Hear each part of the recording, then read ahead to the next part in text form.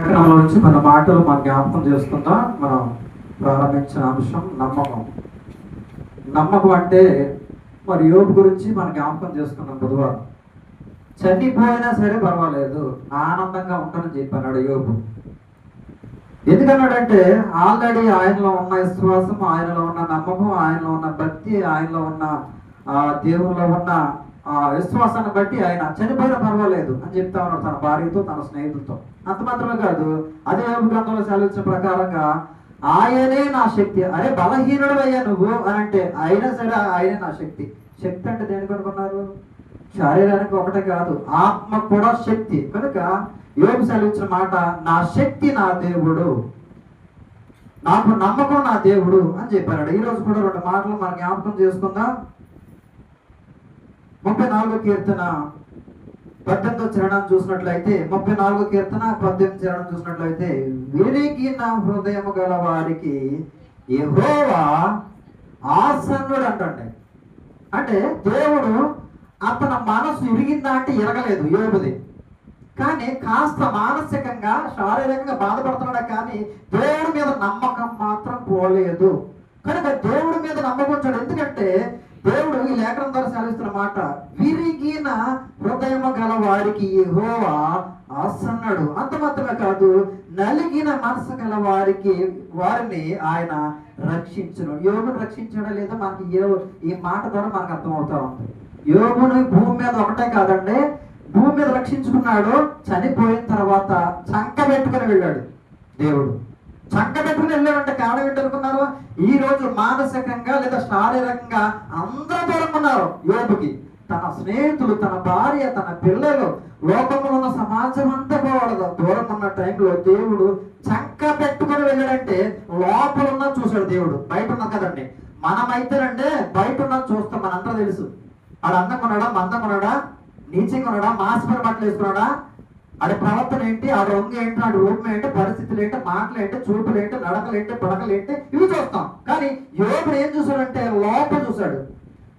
అంతరంగంలో ఏముంది, హృదయంలో ఏముంది, మనసులో ఏముంది, ఏమి నోటంత వస్తుంది అన్నాడు అన్నది దేవుడు చూశాడు. కనుక యోబుని చంక పెట్టుకుని వెళ్ళాడు. అప్పటికప్పుడే ఎవరితో సంబంధం లేదు, చక్క పెట్టుకుని వెళ్ళాలంటే భార్యను అడగవసరం లేదు. ఏమా నీ భర్త నేను తీసుకెళ్తున్నా అని అడగడండి దేవుడు. నీ భార్య నేను తీసుకెళ్తున్నా, నీ పాస్టర్ నేను తీసుకెళ్తే రాత్రికాల సమయంలో మీరు అడగడానికి సరిపోరు, అది నా ఇష్టం అన్నమాట అన్నాడు దేవుడు. అందుకే ఇక్కడ దేవుడు సెలవిచ్చిన మాట ఏంటంటే, దేవుడు విరిగిన హృదయము గల వారికి యెహోవా ఆసన్నుడు. అంత మాత్రం కాదు, నలిగిన హృదయము గల వారికి ఆయన రక్షించాను. ఆయన రక్షకుడు కనుక రక్షిస్తాడు. చనిపోయిన రక్షిస్తాడు. ఏదైనా పని మీద పెడుతున్నామా రక్షిస్తాడు. ఏదైనా దేవుడి పనిలో రక్షిస్తాడు. మరి రక్షించిన వారు ఎవరంటే, ఈరోజు పండు మాస్టర్ని ఎవరు రక్షించాల మనంతా తెలుసు. యూట్యూబ్ ఛానల్ బాగా చూస్తున్నాం. ఆ డాన్స్ మాస్టర్లో లేకపోతే డీజేలో ఏంటిది డీజోడీలో వాడుతున్నాడు. మనడు కాస్త జక్కేలాగా ఉంటాడు, అంటే పొట్టిగా ఉంటాడు. ఆ పండు మాస్టర్ ఎవరు రక్షించారు? ఎవరు రక్షించాలా? కాలు ఇరిగిపోయింది సగానికి, పైనుంచి కిందకి సగానికి ఇరిగిపోయింది. ఆ స్టీల్ రాడ్లు ఇవన్నీ వేశారు, ఒక్కొక్క కాలు డ్యామేజ్ అయింది. ఎవరు రక్షించారు? నేను ఎందుకు చెప్తానంటే బైబిల్ దేవుడు ఇప్పుడు మాట్లాడుతున్నాడు. ఎవరు రక్షించాలి? తన పిల్లల్ని వారే ఆయనే రక్షిస్తాడు. యోబును రక్షించే దేవుడు నిన్ను నన్ను కూడా రక్షిస్తాడు. మరి వాళ్ళు కూడా రక్షించాలిగా. కార్యక్రమానికి వెళ్ళారు కదండి, దేవుడు కార్యక్రమానికి వెళ్ళారు. మీరు చూడొచ్చు, కార్యక్రమం అయిపోయింది, ముగించుకున్నారు.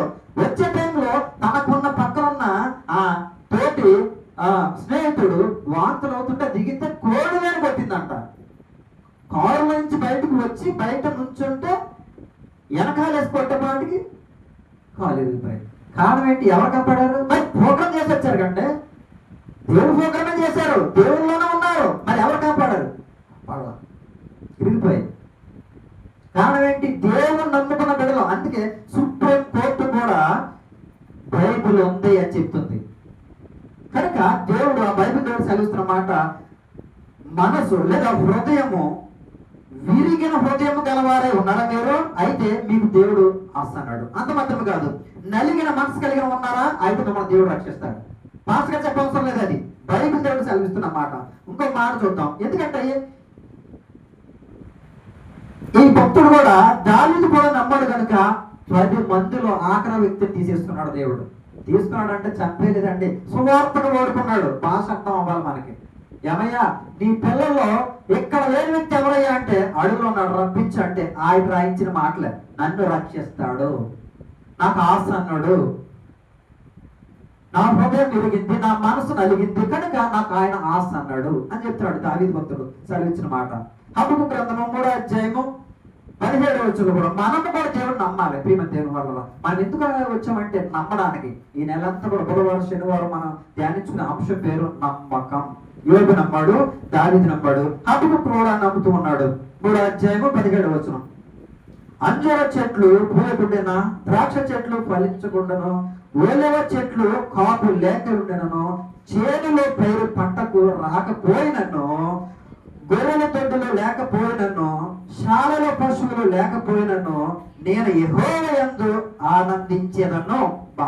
బలంగా చెప్పాడంటే ఏంటి, పంట పాడైపోయింది, చెట్టు కాయ కాయలేదు, పూలు పూయలేదు, అసలు ఏమి లేదు, మాకు పంట మొత్తం కూడా నష్టమే, మాకు ఏమి లాభం లేదండి. ఎరువేసామండి, కీటకనాశనం కొట్టేసాం, చెట్లు కాకులు రాకుండా డబ్బులు పెట్టాం, బొమ్మలు పెట్టాం, దెబ్బలు పెట్టాం, జుట్టు బొమ్మ పెట్టాం, పెడత పెట్టాం, ఆ పెడతకేమో కళ్ళు ఉక్కు ఎన్ని కూడా పెట్టాం, ఇవన్నీ పెట్టాం. అయినా సరే అవి వస్తామని అవి అయిపోయినాయి, లేదా పంట చేతికి రాలేదు, గవర్నమెంట్ ఏమో సరికి కరెంట్ ఇవ్వలేదు, ఉచిత కరెంట్ ఇవ్వలేదు, 7 గంటలకే కరెంట్ ఇచ్చేవారు, ఇప్పుడు 2 గంటలకే కరెంట్ ఇస్తున్నారో మాకు తెలియదు. పంట అంతా నాశనం అయిపోయింది, ద్రాక్ష చెట్లు ఫలింపలేదు, గొర్రెల చెట్లు లేవు, శాలల పశువులు లేవు.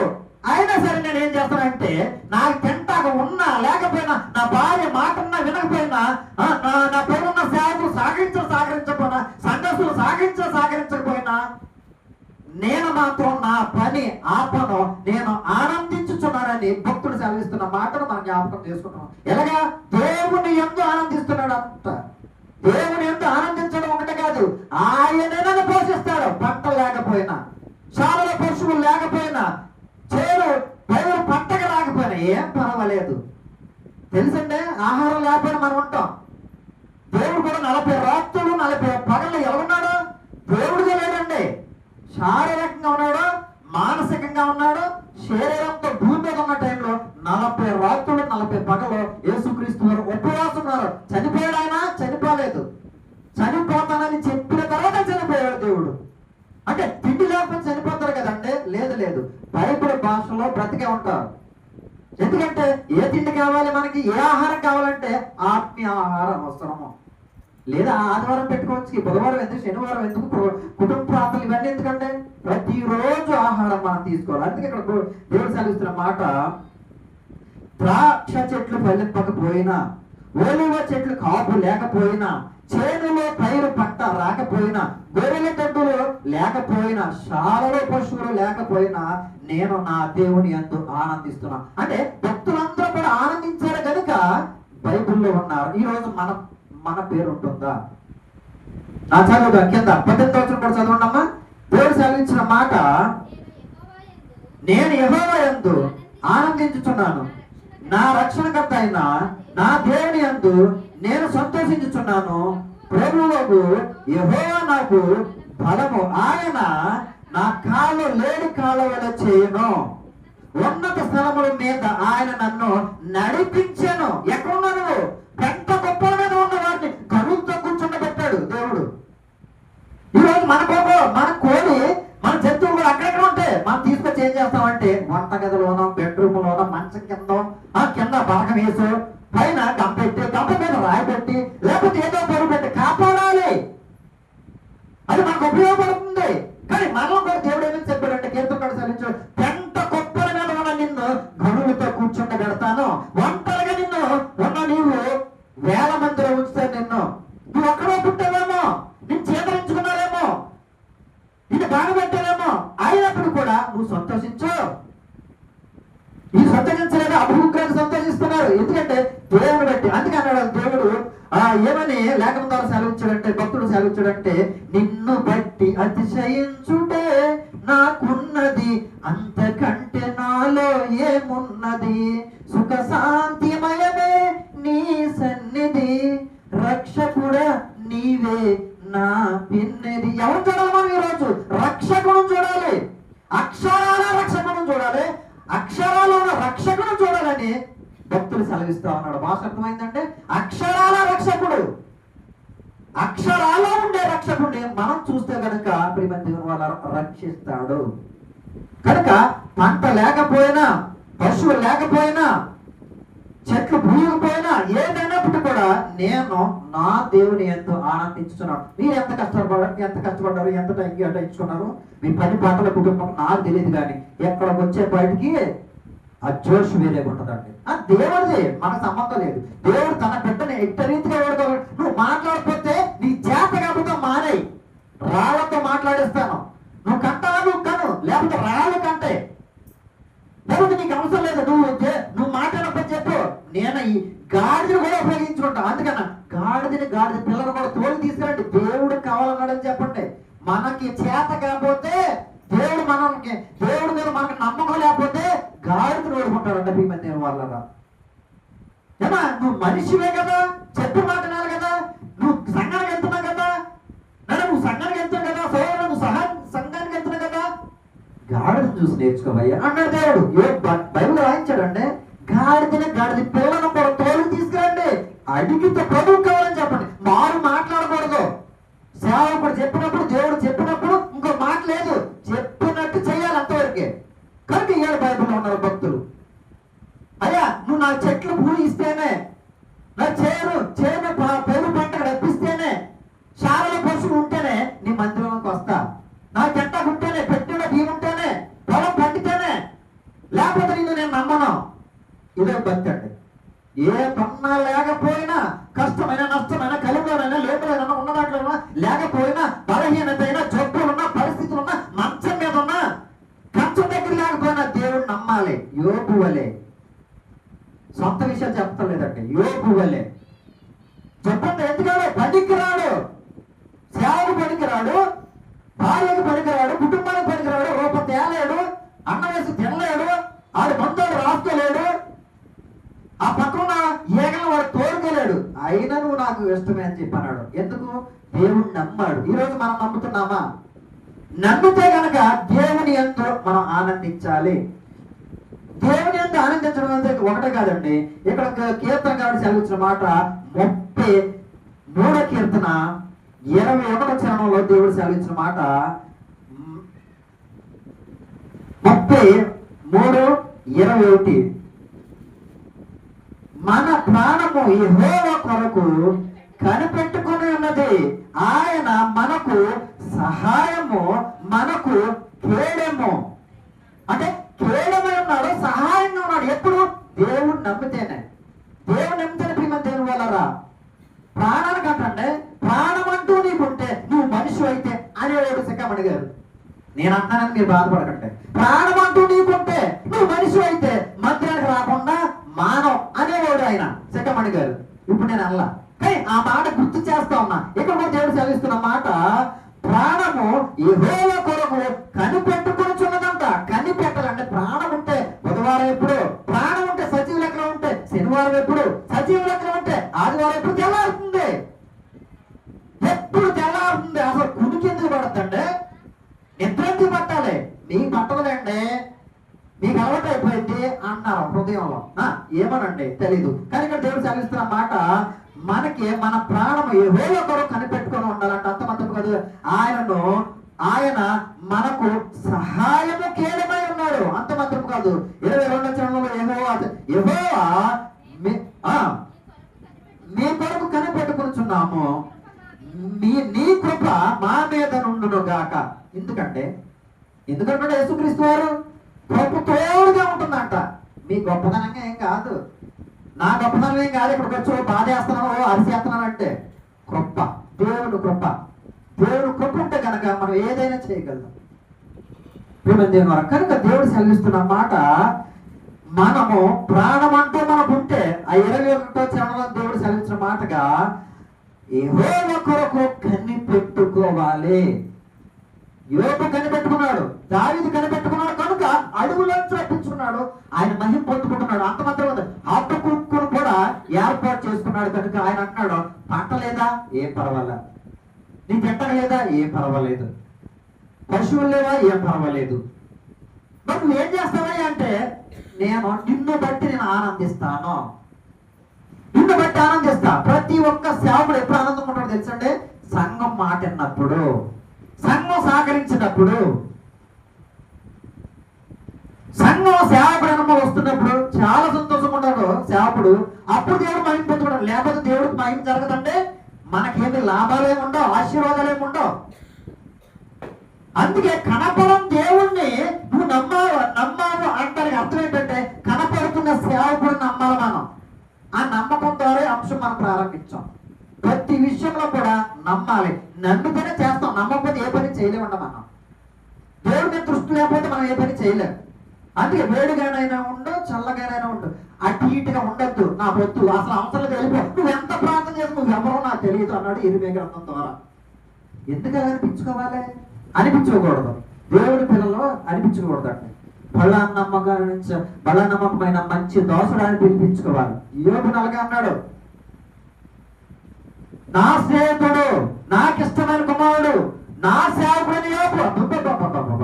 సేవ చేశాడంటే కాదు, పిలిపించుకున్నాడు. పిలిచాడు, దేవుడు పిలిచాడు. ఈరోజు మనల్ని పిలవాలి.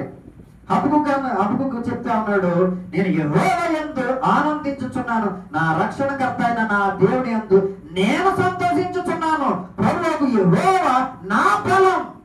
మరి మీ బలం ఎవరో మీరు ఆలోచించుకోండి. ఈరోజు ఎవరికి బలం ఉండలేదండి, చెప్పారు కదండి. ఒకసారి ఒక అంశంలో చెప్పాను నేను, బలంగా ఉన్నట్టు కనపడతారు కానీ టీనేజ్లో ఉన్నవారే, వయసులో ఉన్నారు కదా, పాట లేదు, సేవకు లేదు, పరిస్థితి లేదు, భారమైపోయాడు కుటుంబాన్ని. దేవుడు ఆనందిస్తాడమ్మా? ఆనందిస్తాడు దేవుడు? ఆనందించడు. ఉపయోగపడాలి.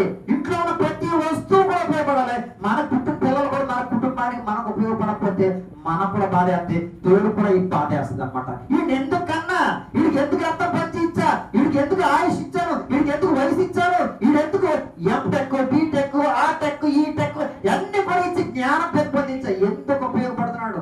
ఉపయోగపడకపోతే నాకు వద్దు, వెళ్ళిపోతుంది ఎవరో నాకు తెలీదు. ఉపయోగపడాలి పరిచర్యకు, కుటుంబానికి, అందరికి ఉపయోగపడడానికి మనం. లేకపోతే అనవసరం అంటే నేను కూడా అవసరమే. నేనైతే ఏదో చేసుకుంటానంటే ఉపయోగపడకపోతే అలా ఉన్నాను నేను. నా పని అటువంటిది అనమాట. ఉన్నామంటే ఉపయోగపడాలి, దేవుడికి ఉపయోగపడాలి, కుటుంబానికి ఉపయోగపడాలి, సమాజానికి ఉపయోగపడాలి. దేవుడు ఉపయోగపడ్డాడు. ఏంటంటే ఇంత ఇంత ఇంత ట్రస్ట్ గా చెప్తున్నారేంటి, ఇంత ఇంత బాధ్యత చెప్తున్నారేంటంటే దేవుడు ఉపయోగపడ్డాడు అమ్మ సమాజానికి. శారీరకంగా ఉన్నప్పుడు, భూలోకంలో ఉన్నప్పుడు ప్రతి ఇంటికి వెళ్ళాడు ఆయన. 12 మంది అపోస్తులు ఫాలోఅప్ అయ్యారు. ప్రతి మాట విన్నారు కనుక ఈ రోజు బైబిల్లో ఉన్నారు. నమ్మారు కనుక ముగించుకుందాం. కనుక ప్రియమైన దేవుని వాళ్ళారా, నమ్మాలి. నమ్మకని వశమైతే నీకే సాధ్యమైతుంది అని చెప్పన్నారు. అందుకే యోబు సెలవిచ్చిన మాటను మనం జ్ఞాపకం చేసుకున్నాం. మూలవాక్యంలో దేవుణ్ణి నమ్మాడు యోబు. దావీదు కూడా దేవుణ్ణి నమ్మాడు కనుక 9 మందిని పక్కన పెట్టేశాడు. ఈ 9 మంది అక్కడ ఉండండి, అలా బొమ్మలాగా ఇలా చూస్తా ఉన్నారు. ఏంటయ్యా అని చెప్పి అలా చూస్తాం. మాట్లాడడానికి అవకాశం లేదు. ఒంటరిగా ఉన్నాడు చూసావా, అడుగులో తప్పుల్లో, పాము పొట్టుల దగ్గర ఒంటరిగా ఉన్నాడు చూసావా. అతను రప్పించండి, నేను మహిమ పొందుకోవాలి అన్నాడు. అంతే, ఓకేనా అని చెప్పి తీసుకొచ్చి అప్పుడు తెప్పేశాడండి తండ్రి. అప్పుడు తెప్పేశాడు, తీసుకో. ఆయన చెప్తున్న మాట, ఎవరో దావీదు చెప్తున్న మాట, నా రక్షకుడు, నా దేవుడు, నేను ఎల్లప్పుడూ యెహోవా యందు ఆనందించుచున్నాను అని చెప్తా ఉన్నాడు. హబక్కూకు గారు చెప్తున్నాడు, యెహోవా యందు నేను ఆనందించుచున్నాను. ఆయన నా బలం, ఆయన నా బలం. మందిరంలోకి వచ్చిన వారందరూ కూడా యేసుక్రీస్తు వారైన బలం. బలంగా ఉన్న వారందరూ కూడా ఆయన మాట వింటారు, ఆయన నమ్ముతారు. ముందు నమ్మాలి, తర్వాత మాట వినాలి. నమ్ముకోలేకపోతే మాట వినరండి. ఈ రెండు కూడా నేను ఎప్పుడు కూడా రెండు వర్షంలో చెప్తా ఉన్నా. భక్తిహీనులు, భక్తులు, నెగటివ్ పాజిటివ్ నెగటివ్, మంచి చెడ్డ, దేవుడు మనుషులు, పరలోకము నరకము, భూమి ఆకాశము, అన్ని కూడా రెండు చెప్తా ఉన్నా. నమ్మకం ఉంటేనే మనం చేస్తాం, నమ్మకం లేకపోతే చెయ్యము. ఒకవేళ నమ్మకం లేకుండా చేసినా అది ఫలభరితం కాదు, అవునతో. అందుకే మనసుండే చేయాలి. అందుకే మనసుంటే మార్గం అవుతుందంట. అది ఆటోమేటిక్గా ఎక్కడ ఉన్నా తొందరకి రావాలి. కనుక ముందు మనం చేయవలసింది ఏంటంటే నమ్మకం ఉంచాలి యోబు వలె. కనుక యోబు అంత బలహీనుడు అయినా దేవుడు బలపరుస్తూనే ఉన్నాడు. అటువంటిది ఎక్కడ జరగదండి సమాజంలో, ప్రస్తుతానికి జరగట్లా. నేను తిరిగినంతట్లో, నాకు వయసు వచ్చినంతట్లో, నేను అబ్జర్వ్ చేసినంతట్లో యోగుకున్న బలహీనత ఇప్పుడు ఎవ్వరు కూడా లేదండి. మీరు ఎక్కడైనా చూడ కనిపెట్టండి. చీము కారుతా ఉంది, రక్తం కారుతా ఉంది, కుక్కలు లాగుతా ఉన్నాయి, ఏగలు ఆగుతా ఉన్నాయి, అందరూ కూడా తృణీకరించారు. అయినా సరే దేవుడి మీద నమ్మకం ఉంచాడు. దేవుడు తన భక్తుల మీద నమ్మకం ఉంచాడు. నన్ను విడిచిపెట్టాడు. ఇంటి సంకనేసుకెళ్ళాలి నేను అనుకున్నాడు. పక్క పెట్టుకొని ఇటొక్కలు వేసుకొని అలా ఎత్తుకున్నాడు. నీకు తెలుసు కదా, ఎత్తుకొని ముందు వాళ్ళు కూడా తీసుకెళ్ళిపోయాడు. వాళ్ళంతా అంటారా నువ్వు నాకు కావాలన్నా? నన్ను కూడా అంతే. తల్లిదండ్రులు వద్దన్నారా, అన్ని వద్దన్నారా, తృణీకరించారా, బైబిల్ పిచ్చారా అన్నారా, వేరే చోట తీసుకెళ్లారా, ఆయన నిన్ను నేను విడిచిపెట్టాను. వాళ్ళు విడిచిపెట్టేశారు. నువ్వు ఇప్పుడు ఒంటరిగా ఉన్నావు. వెళ్తున్న వారు కూడా నువ్వు ఒంటరిగా ఉన్నావు. ఇప్పుడు నిన్ను నేను కాపాడతా. నడు తిన్నగా వెళ్ళిపో. స్టీవెన్స్ అన్న గారు మీటింగ్ పెట్టారు, అక్కడికి వెళ్ళిపోతే వెళ్ళిపోయాను. విడిచిపెట్టలా. ఆ వదిలిపెట్టేశారు. యోగులు కూడా వదిలిపెట్టేశారు. కానీ దేవుడు వదిలిపెట్టలా. ఎందుకు అనుకున్నారు? వాళ్ళిద్దరుకున్న బాండింగ్ అటువంటిది, వాళ్ళిద్దరుకున్న కనెక్షన్ అటువంటిది, వాళ్ళిద్దరుకున్న ప్రేమ అటువంటిది. అంత మాత్రం కాదు, వాళ్ళిద్దరుకున్న నమ్మకం అటువంటిది. ఎవరిద్దరికి? దేవుడికి మానవుడైన యోగుకి, దేవునికి మానవుడైన దావీదుకి, దేవునికి మానవుడికైన హబూకుకి. ముగ్గురు సేవకులను గుర్తు చేశారు. వీళ్ళకు ఉన్న బాండింగ్ అటువంటిది అన్నమాట, కనెక్షన్ అటువంటిది, నమ్మకం అటువంటిది. అటువంటి నమ్మకం ఉంటే కనుక ప్రియమైన దేవుని వల్ల కాపుదలలో ఉంటాము. ఈ రోజు మనం జ్ఞాపకం చేసుకున్నది కాపుదల. అంటే నమ్మకం ఉంటే కాపుదల ఉంటుంది, నమ్మకం ఉంటే దేవుని శక్తి ఉంటుంది, నమ్మకం ఉంటే దేవుడే మనతో ఉంటాడు. తన కొద్ది వాక్యాన్ని దేవుడు దీవించి ఆశీర్వదించను గాక. ఆమేన్.